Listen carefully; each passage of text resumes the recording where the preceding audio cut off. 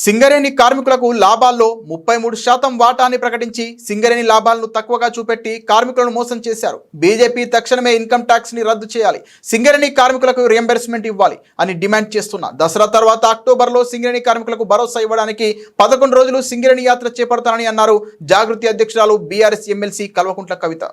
పోయినసారి లాభాల్లో వాటాని ఇచ్చిరు కాంగ్రెస్ పార్టీ వాళ్ళు 33% ఇస్తున్నామని చెప్పారు. అందరం కూడా మంచిదే కదా, ఇదివరకు మనం 30 ఇస్తే వీళ్ళు 33 ఇచ్చిరు అనుకున్నాం. కానీ ఎంత దారుణం అంటే కాంగ్రెస్ మార్కు నయవంచన ఎట్లా ఉంటుందంటే అసలు లాభాలనే తక్కువ చూపించారు. ఇచ్చుడేమో పేరుకు 33 ఇచ్చిరు, తప్పు అంకెలు చూపించి కార్మికులకు తక్కువ డబ్బు ఇచ్చినటువంటి ప్రభుత్వం కాంగ్రెస్ ప్రభుత్వం.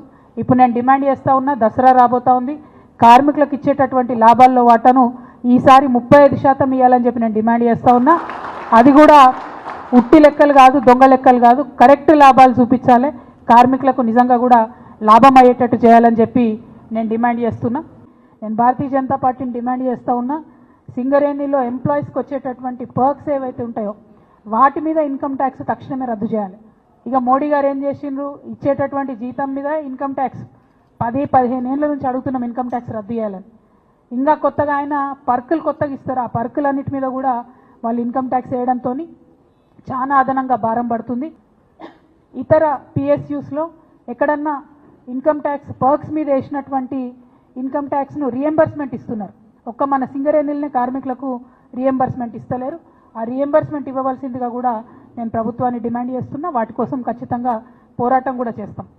At the same time HMS and Singareni ఈ యొక్క అలయన్స్కును మరి ప్రజలందరికీ ముఖ్యంగా బొగ్గుగని కార్మికులకు చెప్పడానికి దసరా తర్వాత అక్టోబర్ నవంబర్ మధ్య ప్రాంతంలో ఒక మంచి సింగరేణి యాత్ర కూడా మరి వరుసపెట్టి 11 రోజుల ఎట్లనా అన్నటువంటిది ఖచ్చితంగా సింగరేణి కార్మికులు అన్న చెప్పినట్టు కార్మికులు భయపడుతున్నారు కాబట్టి వారికి భరోసానిచ్చేటటువంటి ఒక యాత్రను చేయాలనేటటువంటి నిర్ణయం తీసుకోవడం జరిగింది. పెద్ద ఎత్తున ప్రతి బాయిని టచ్ చేసేటట్టుగానే ప్రయత్నం చేస్తాం, ప్లాన్ చేస్తాం. ఉట్టిగానే మాట్లాడితే, కరప్షన్ ఎక్స్పోజ్ చేస్తే, ప్రశ్న అడిగితే ఉద్యోగం నుంచి తీసేసేటటువంటి ఒక విచ్చలవిడితనం ఇవాళ సింగరేణిలో జరుగుతూ ఉంది. దాన్ని అడ్డుకట్ట వేస్తాం, కార్మికుడి యొక్క హక్కుల్ని కాపాడతామని కూడా ఈ సందర్భంగా తెలియజేస్తున్నాం. Thank you.